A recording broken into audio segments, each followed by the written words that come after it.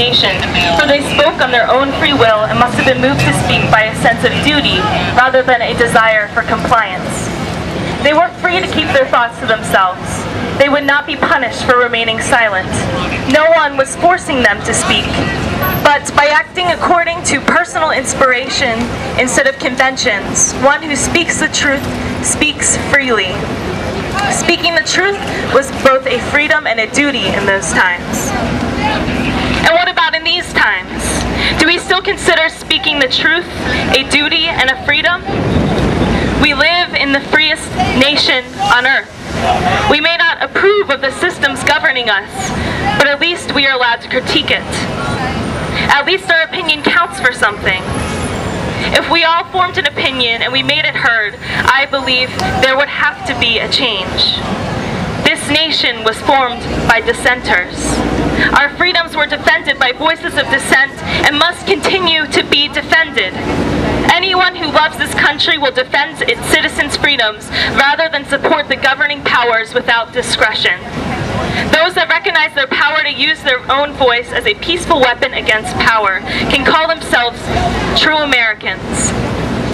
Our ability to object is the most powerful weapon we have, and when we simply acquiesce, clapping our hands, nodding our heads, paying our taxes, obeying the laws, supporting the systems, we stand behind the voices of assent, the voices that resist change and improvement. We cannot play an active role in democracy unless we take advantage of our freedom to dissent. The question is, are we ready for that? Do we desire betterment? Do we have the courage and the willingness to do the work that is required to really participate in democracy? Are we ready to create the society that we have only dreamed could exist? Are we ready to grow a garden in our backyard or buy local food so we don't have to rely on centralized food systems? Are we willing to write letters to presidents about our concerns? We have all the resources and all the freedom we could ask for. Now, all that is stopping us is our apathy.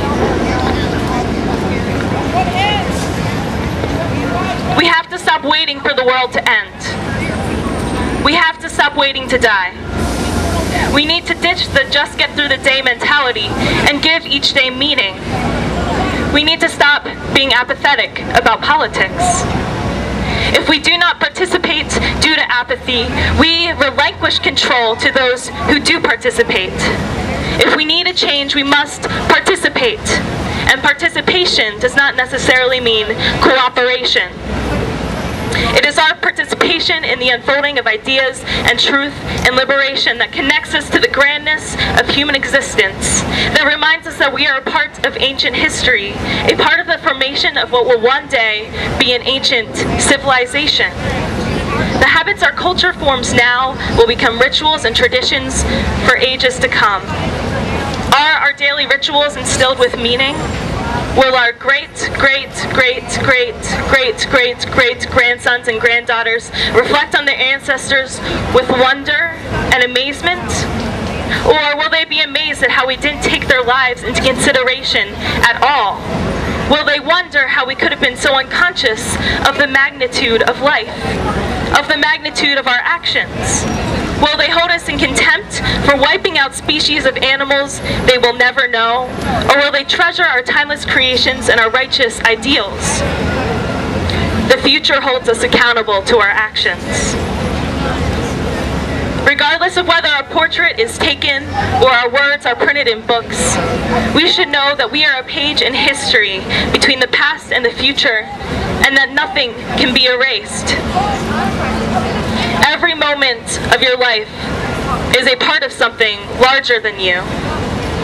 Americans are blessed with many options of what to do with these spare moments, and I'm sure you all know what we most often fill these spare moments with. Yes, the great American pastime, watching TV. Is our time spent with the TV spent wisely? Even if the content were better than despicable, should we let the content of television command the content of our lives? It alarms me how often conversation revolves around movies, TV shows, sports, and other forms of entertainment. Why do we care about these virtual unrealities? Why do we not want to be more of a role in our democracy instead? Why don't we want to be a voice in our community? Why aren't we curious about what we're not being told by the media? Why are we so complacent? Why is happiness and material gain enough of a goal when violence is robbing so many of us of everything it is to be human? As Noam Chomsky, Henry Rollins, Eve Ensler, Saul Williams, and other active participants in the world today point out, those who have apathetic and complacent attitudes are no less guilty of contributing to today's horrors than those that are carrying out the violence. If the news turns a blind eye to the violence and deception that our nation is a part in, and we, in turn, turn a blind eye to the news's lack of real news, we allow bad behavior to continue without consequence.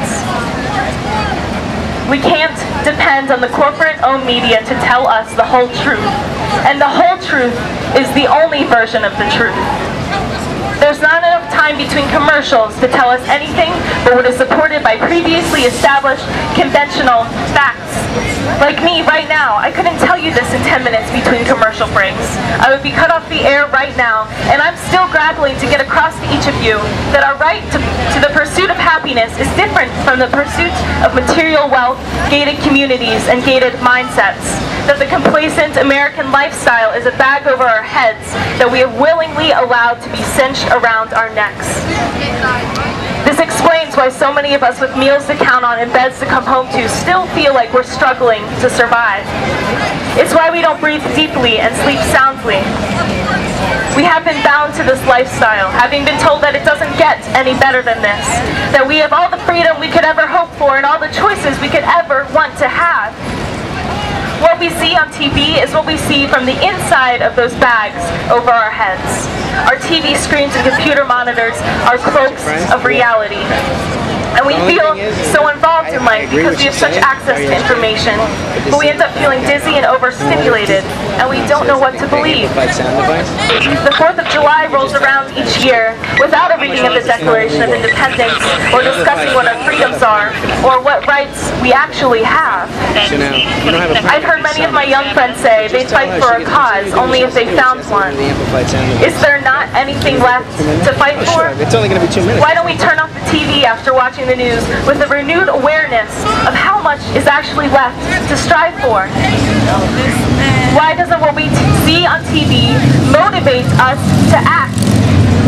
Could it be that if what we saw motivated us to turn off our TVs and act, that the media business would cease to profit from us? It pays to keep us thinking that everything is okay and that there is nothing left to do but unwind in front of the tube. For those of you still listening, curious or incredulous, let me tell you a little bit about where I'm coming from. I was raised in a large house in a suburb of Philadelphia. I enjoyed life except that I was overweight and disgusted with myself, and I didn't know how to fix it. The boy I had a crush on in 5th grade made me feel embarrassed for not knowing about this TV program that all the other kids knew about.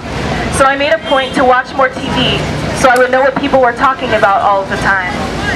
That is still my only motivation for watching most shows and movies, just so I'm not alienated from conversations. But now I don't care as much, because I found several people that like to talk about reality. Do we all know what that is here today? I live in a student community called the Homestead. The 12 of us live off the land as much as possible. We've built our own houses. We get our own energy from solar power and wood-burning stoves. We run the whole place on 12 volts of electricity. We have an outhouse and a solar shower, and they're more clean and beautiful than any bathroom on my campus. I do my laundry in a bucket. We harvest most of our own food from the gardens, the trees, and our chickens. And we do not have a TV. Other students have a difficult time understanding what we do for fun. Their definition of fun is quite narrow. My entire environment is fun. Working is fun when you are doing something for the good of your community. I walk through the woods and I see the world without a screen, in the highest definition of color, in 3D even.